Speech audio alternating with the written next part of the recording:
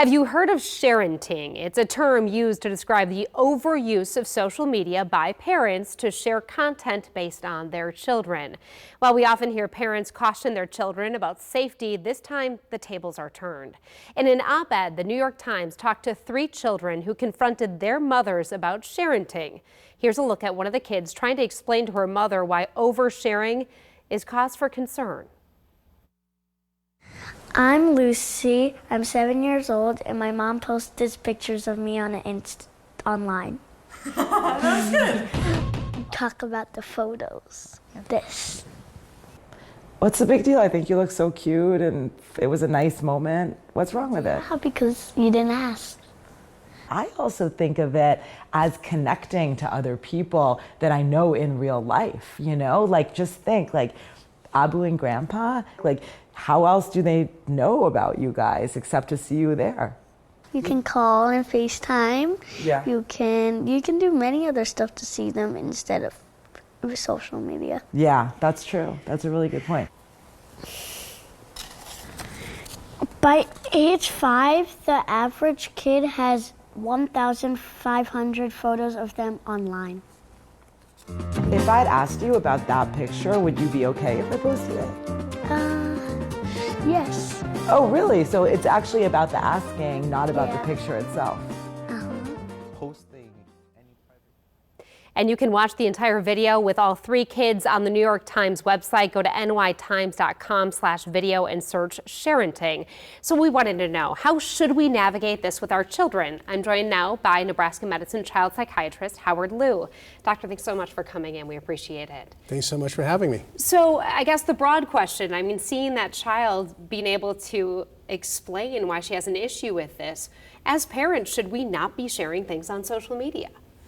Well, I think it's a fine line, Jennifer, and this really is a conversation about privacy that's probably happening in every household in the U.S.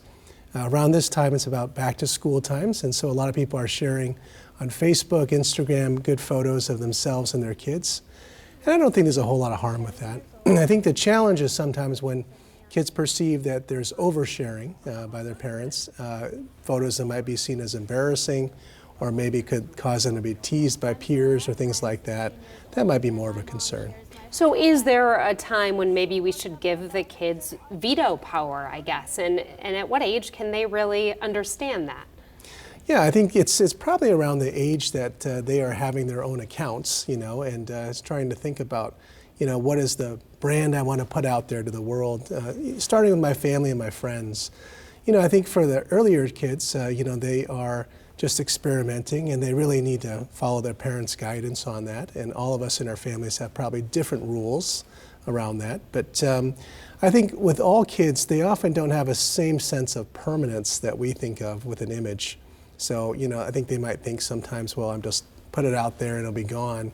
But as you know, with many of these social media sites, the images will persist and last a long time and often are very difficult to remove. Yeah, and this video did talk about some of the cybersecurity elements of that, how it's not necessarily secure or safe, and that there can be identity theft, that you're actually giving information out to people.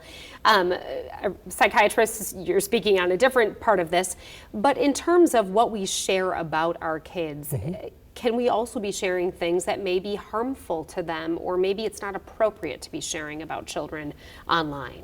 Sure. So I think beyond the security pieces, you know, you probably don't want to share their birthdays.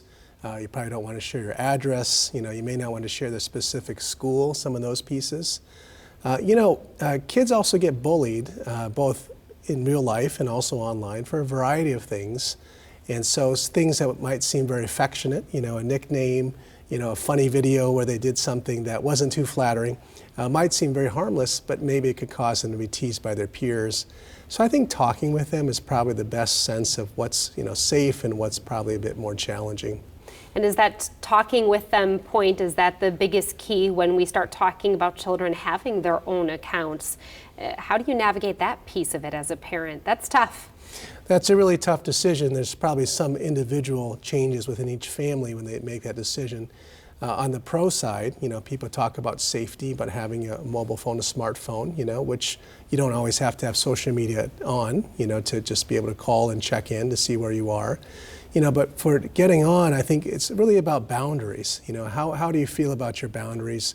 Are you able to choose and make selections with good judgment about what should be out there and probably what shouldn't be seen by both your friends and also strangers out there or even parents of your friends? Interesting time, lots to think about for parents. Dr. Liu, thank you so much for coming in. Thank you so much.